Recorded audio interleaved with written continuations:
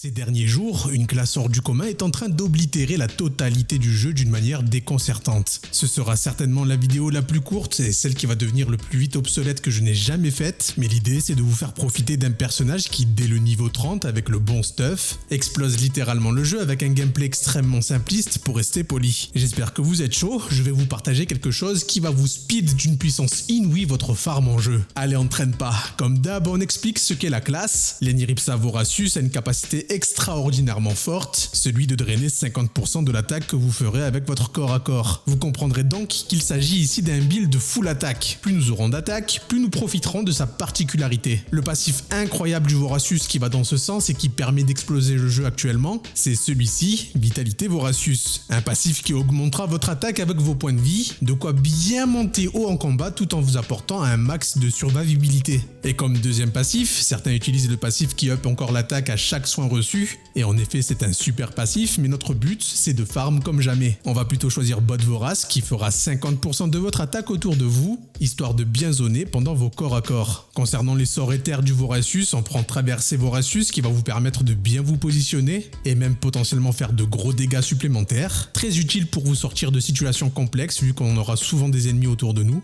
et bien entendu Voracité qui infligera l'attaque de notre héros à un monstre de notre choix pour nous heal à la hauteur des dégâts qu'on infligera. Si vous êtes chaud, je vous conseille même de rajouter Cœur Voracius, ça consommera vos aura cœurs pour poser un Cœur Voracius au sol qui vous permettra de rejouer, mais en vrai on peut totalement s'en passer. En sort éther de Leniripsa, je vous conseille de prendre Frappe Leniripsa, un énorme sort faisant des dégâts à la hauteur de votre attaque, et davantage si jamais vous avez des aura cœurs. Anastomose qui vous permettra de gagner 2 PM en plus de piocher 2 nouveaux sorts, très fort comme sort, et pour finir Archon Mortis qui vous transformera en un monstre déphasé terrible qui se soignera et fera des dégâts phénoménaux sur 2 tours. Compliqué à mettre en place, mais je vous montre ça tout à l'heure. Pour les caractéristiques, vu qu'on a pris le passif qui monte l'attaque avec notre vie, on monte un maximum en vie. Mais je vous conseille quand même de prendre le point majeur d'attaque pour optimiser un maximum l'attaque. Maintenant, concernant le deck, on va bien sûr prendre tous les sorts éthers qu'on a cités tout à l'heure, et on va y ajouter un maximum de sorts qui appliquent des états et nous donnent des aura cœurs. En commençant avec les 2 laboratoires qui nous créeront des fioles à chaque fois que nous attaquerons au corps à corps ou que l'un de nos compagnons frappera lui aussi au corps à corps. Puis bien entendu les 2 sorts qui appliqueront les états mouillés et huilés, et les 2 sorts de cœur qui consommeront ces états pour nous donner des aura cœurs. Je vous conseille vivement de prendre des sorts élémentaires eau et feu afin que les aura cœurs puissent être utiles et vous heal si jamais vous vous faites taper par des monstres. Des aura cœurs nécessaires pour nous transformer en Archon Mortis, je vous le rappelle. Sinon on prendra aussi Cure Corrosive et Mot Vexant pour nous récupérer un cœur au cas où on n'a rien d'autre. Et pour finir, Cure Purgative pour maximiser le drain.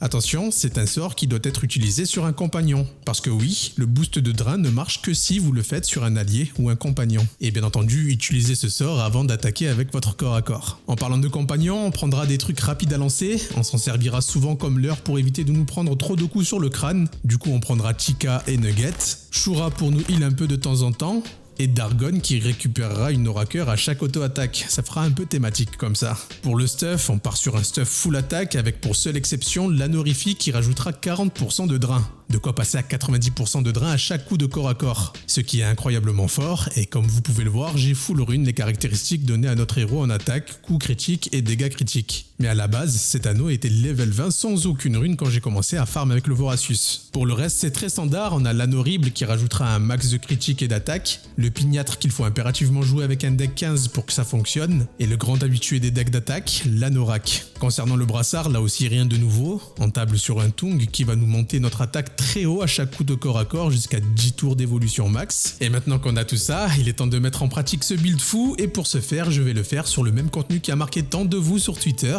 à savoir le général de la caserne de Bonta. Il n'y a absolument rien de fou à faire. Il suffit simplement d'assigner vos gros coups de corps à corps dans sa bibine et il va finir par terminer complètement KO. Utilisez vos sorts tout de même histoire de générer des aura cœurs et vous transformer en Archon Mortis pour le mettre KO encore plus vite, et c'est quelque chose qui marchera de partout. Par exemple sur un combat standard comme les cochons level 100, là aussi c'est très simple, prenez 2 à 3 ennemis max autour de vous et fracassez-les. Et n'oubliez jamais d'utiliser vos compagnons pour faire office de leurre, ou vos laboratoires pour bloquer le passage et faire des aura cœurs. Dans le cas où vous vous êtes constitué des fioles avec les labos, générez 2 PA de réserve avant de les utiliser. Chica est utile pour ça avec son amélioration par rune, il permet de gagner 1 PA à son invocation, mais sinon vous avez d'autres sorts dans le deck comme mot infectueux ou cœur glacé pour ça. Et dès que vous avez vos 2 PA, utilisez votre fiole et l'Archon Mortis. Et là, enjoy, amusez-vous bien. Voilà, vous avez tout en main pour oblitérer le jeu. Amusez-vous un maximum, faites tourner le deck, régalez-vous jusqu'à que malheureusement cette joie prenne fin avec une mise à jour. En attendant, ça me paraissait normal de vous partager ça pour que vous puissiez tous jouir de la meilleure manière à ce jour de farm sur Waven. Allez, il est temps pour moi de retourner farm, c'était Zaki pour vous servir. Ciao.